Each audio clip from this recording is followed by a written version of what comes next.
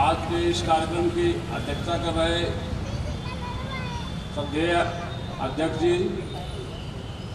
मंच पर मंचासीन हमारे मोर्च के पदाधिकारीगण और हमारे दाहिनी तरफ बहुजन महापुरुषों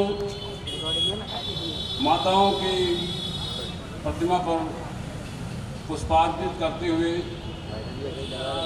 मैं अपनी बात रखना चाहूँगा। साथियों, आज एक ऐसा अवसर है जिसके मायने हमारे बहुजन समाज के इतिहास में अतुलनीय हैं। आज हम ऐसी शख्सियत को याद करने के लिए एकत्रित हुए हैं जिसका आधी दुनिया कर्जदार है। आधी दुनिया कहने का मतलब है महिला शक्ति, जिसको आज मातृशक्ति कहा जाता है। इन्होंने ऐसा अतुलनीय योगदान दिया है जिसकी कोई मिसाल नहीं दे सकती। इन्होंने उस समय बीड़ा उठाया जब नारी शिक्षा की कोई बात नहीं होती थी।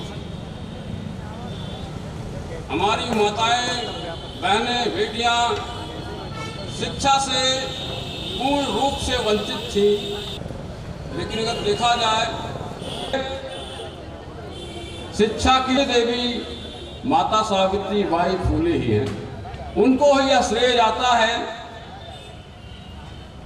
क्योंकि उस समय महिला शिक्षा के लिए इन्होंने जो अलग जगाई, इतिहास में कहीं भी, किसी भी तरह के इतिहास में कहीं भी इसका उल्लेख नहीं है। और उस समय सार्वजनिक रूप से महिला शिक्षा के लिए जो बीड़ा उठाया, उसके लिए इनको परिवार से, समाज से बहुत ही उपेक्षाएं मिली, तिरस्कार मिला, घर द्वार छोड़ना पड़ा। लेकिन फिर भी उन्होंने हार नहीं मानी। अपने पति महात्मा फूले जी के साथ मिल करके ऐसे समय में जब महिला के लिए कोई अधिकार नहीं था, इन्होंने 18 विद्यालय संचालित किए, जिसके लिए हम आप सब इनके कर्जदार सदा रहेंगे। साथियों, इससे परिलक्षित हो जाता है कि शिक्षा हमारे जीवन में क्या महत्व रखती है। आज के इस दौर में सवाल पूछना सबसे बड़ा गुनाह है। ये हम आप सब जानते हैं। सवाल कौन पूछता है?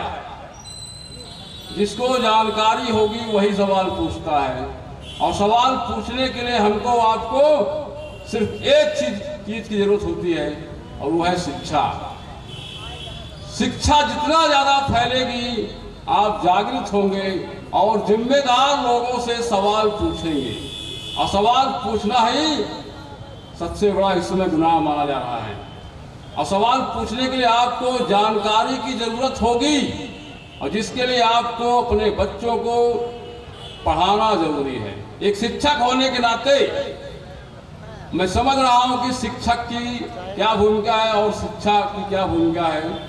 इसलिए अपने बच्चों को चाहे किसी भी स्कूल में पढ़ाएं, लेकिन अनिवार्य रूप से स्कूल भेजें। उनकी शिक्षा के लिए हर त्याग करें, हर संभव प्रयास करें, उन्हें अच्छी से अच्छी शिक्षा मिले। जिसके लिए हम आप सब यहाँ एकत्रित हुए हैं, वो शिक्षा की बदौलत ही है। अगर आज शिक्षा ना होती तो माता सावित्री बाई फुले को कोई जानने वाला नहीं होता।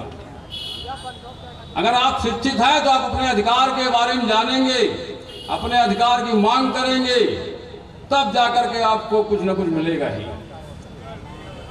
आज की पीढ़ी शिक्षा को बिल्कुल नेग्लेक्ट कर रही है। वो हमेशा से शिक्षा से वंचित रहे हैं, फिर भी वो शिक्षा के महत्व को नहीं जान पा रहे हैं। इसलिए हमारा आपका दायित्व है उन्हें शिक्षा की तरफ ले जाया जाए। शिक्षा के बदौलत ही अपने अधिकार प्राप्त कर पाएंगे। और आज शिक्षा ऐसी स्थिति में पहुंच रही है, उसको हमें आपको लेने के लिए बहुत ही कठिन प्रयास करने पड़ेंगे, बहुत ही कठिन रूप से जो है प्राप्त कर पाएंगे। शिक्षा दिनों दिन महंगी होती जा रही है और आपसे शिक्षा दूर भी होती जा रही है। जितना हम आप प्रयास कर रहे हैं, सिस्टम आपको दूर ले जा रहा है शिक्षा से। एक बड़ी खाई बनती जा रही है प्राइवेट में और सरकारी विद्यालयों में। तो शिक्षा कहीं भी प्राप्त करें, लेकिन जिम्मेदारी से, ईमानदारी से शिक्षा प्राप्त करें और अपने बच्चों को नियमित रूप से विद्यालय भेजें ताकि वो अपने अधिकारों पर जागरूक हों। इसी के साथ मैं अपनी वाणी को विराम देता हूँ। नमो बुद्धाय, जय भीम। बहुत बढ़िया।